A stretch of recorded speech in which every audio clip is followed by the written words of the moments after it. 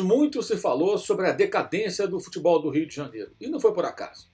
Fluminense, Vasco, Botafogo, Flamengo, os quatro, bem, quase sempre muito mal. Foi justamente nesse momento que o futebol de São Paulo conseguiu uma hegemonia, né, no país.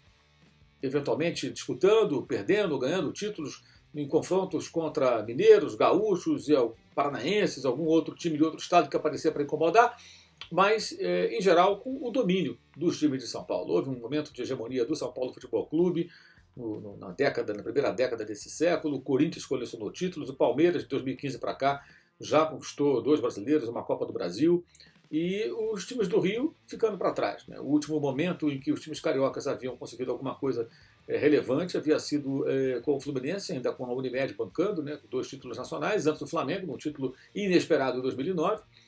O Vasco, com seus títulos de âmbito nacional, ficando ainda mais distantes, ainda na época do Bank of America, na virada do século, né, quando o Vasco ganhou 2 brasileiros, Mercosul, Copa Libertadores e tudo mais. Né, e o Botafogo, que não ganha um título de âmbito nacional desde 95, quando foi campeão brasileiro. Ou seja, ainda no século passado, já faz aí quase 25 anos. Então, os times do Rio foram ficando para trás e os times de São Paulo passaram a ter um domínio. O Santos também ganhou Libertadores, ganhou Campeonato Brasileiro. O Santos ganhou a Copa do Brasil, conseguiu títulos estaduais aqui em sequência, inclusive superando os seus rivais do estado de São Paulo. Então houve um descolamento, uma distância. E isso passava fundamentalmente por 2 pontos. A desorganização dos times cariocas no aspecto administrativo-financeiro, dívidas, falta de capacidade de investimento e falta de estrutura. Os times paulistas perceberam antes dos cariocas que era necessário fazer o quê? Investir em CT e em estrutura. No Rio de Janeiro ainda havia aquela coisa do Romário, com treinar para quê e tal, e aqui em São Paulo os clubes já montavam centros de treinamento. Treinar para quê? Para jogar melhor, para ser competitivo, para ser campeão. Enfim, só que isso mudou. E nós hoje vemos aí um cenário em que, no Rio de Janeiro, um clube se organizou, montou estrutura e hoje é forte e competitivo. É o Flamengo campeão brasileiro, campeão da Copa Libertadores. E 3 rivais locais em péssima situação. O Vasco, que não conseguiu pagar salário desse ano, o Botafogo com uma dívida que é algumas vezes a sua receita anual, uma dívida aparentemente impagável, uma situação terrível. O Fluminense, no momento que não é tão delicado quanto o Botafogo, mas também pagando o salário com atraso, tentando se ajustar, mas com muitas dificuldades desde que perdeu o apoio do seu ex-patrocinador e parceiro.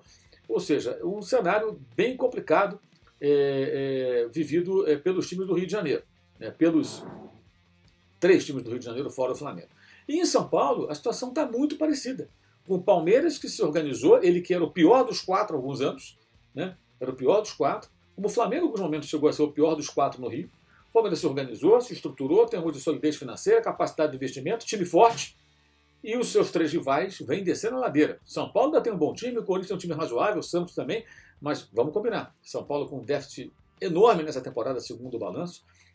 Não ganha nada de importante desde 2012, nessa mais de uma década, desde 2008, quando ganhou o Brasileiro pela última vez, só teve a Sul-Americana de 2012, é muito pouco, São Paulo não ganha títulos. O Santos com dívidas, e aí sai a notícia de que o Santos combinou com jogadores que pagaria um salário menor por conta da pandemia de coronavírus, 30% menos, na verdade pagou 30% e com atraso. Acabou sendo um desconto de 70%, os jogadores ficaram nada satisfeitos. Ou seja, mais um problema financeiro para o Santos. E o Corinthians, com uma dívida que cresceu muito nos últimos anos, nesses 2 últimos anos mais ainda, e uma série de problemas, até notícias sobre não pagamento de impostos, ou seja, uma situação delicadíssima, sem contar o estádio. É uma dívida colossal tem o Corinthians hoje. Então você tem 3 times de São Paulo que estão seguindo o caminho, o pior caminho possível que foi percorrido pelos times do Rio de Janeiro. Ou seja, se nivelando por baixo.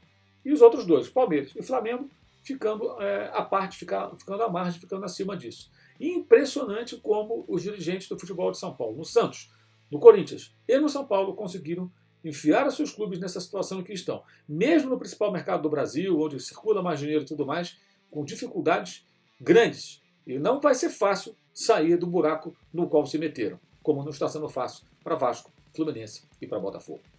Saudações.